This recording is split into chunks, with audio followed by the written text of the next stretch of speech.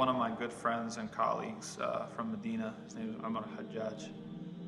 He does great work in the UK, mashallah, tabarakallah.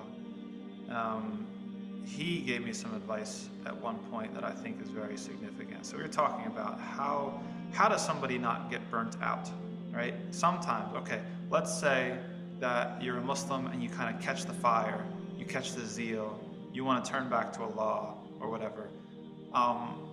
A lot of times people, they have a very limited imagination as to what it looks like to be religious. And so they'll put all their eggs in one basket and they end up burning out. So if you think that it only means to be religious that you're gonna, have a pen in your breast pocket and you're gonna sit in the masjid and you're gonna take notes and you're gonna do all the bookish stuff, memorizing and studying and this. Listen, I love that stuff. That's like my personal, heaven on earth sort of thing.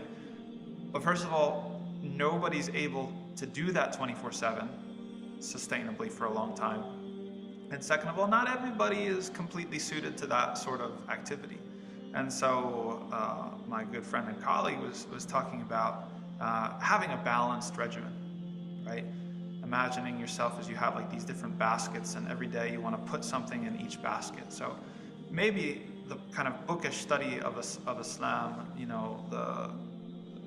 the writings and the knowledge of our tradition is one basket, and you want to definitely put something in that basket. You want to have some sort of ability to increase your literacy as in regards to what Islam is and what it means and how to apply it and these sorts of things. But there are other baskets. There's another basket that has to do with kind of the more emotional side of faith, right? Iman.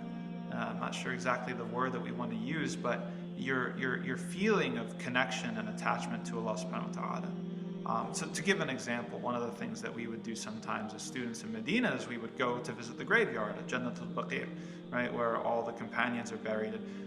There are people being buried there all the time, and so you can attend a funeral and watch the whole process, and it was a very, very easy thing to do and a very emotional thing, right? You feel the shortness of your own life. You feel your own dependence and your own on Allah subhanahu wa ta'ala and your own smallness. And so this is something that kind of takes care of another basket. But you also need to be a human being in society, right? You can't just be the man that lives in the forest, just by yourself. And so another basket is kind of like your social life. And bringing that into the realm of your intention where, okay, who needs my kind of socialization and my friendship, right?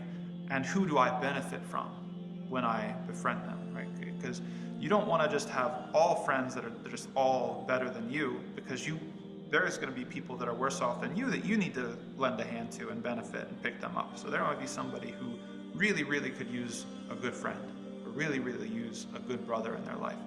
And maybe you don't all else being equal, you wouldn't be best friends with this person. But you're doing it for Allah. That's what it means, fi sabilillah, or you love someone fillah, is that you're doing it for Allah. You're not doing it for what you're getting out of the relationship. You're doing it because it's the right thing to do. So you want to have someone below you, someone that you're reaching out a hand to. It's like, yo, let's go do this, let's go do that. How you doing? Check in.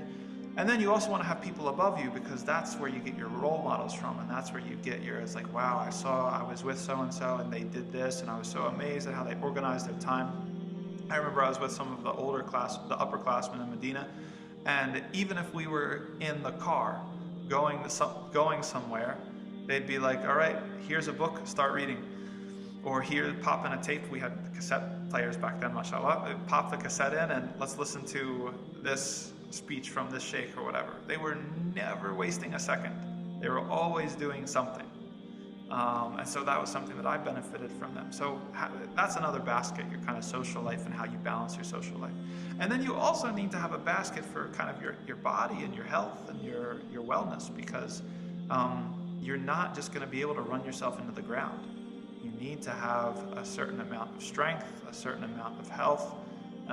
This is the body was given to you as a trust from Allah subhanahu wa ta'ala. It's an amana. And so you need to take care of the trust. You need to treat it well. Just like if somebody lent you a nice car, a Bugatti or a Maserati or something like that, you're not going to just leave it go. take it to get it washed once in a while, get the oil change, these sorts of things. The same thing with your body. You've got to maintenance, upkeep, strength, these sorts of things. It's actually going to enable you to do the other things better if you're able to take care of everything at the same time and give a little bit to each.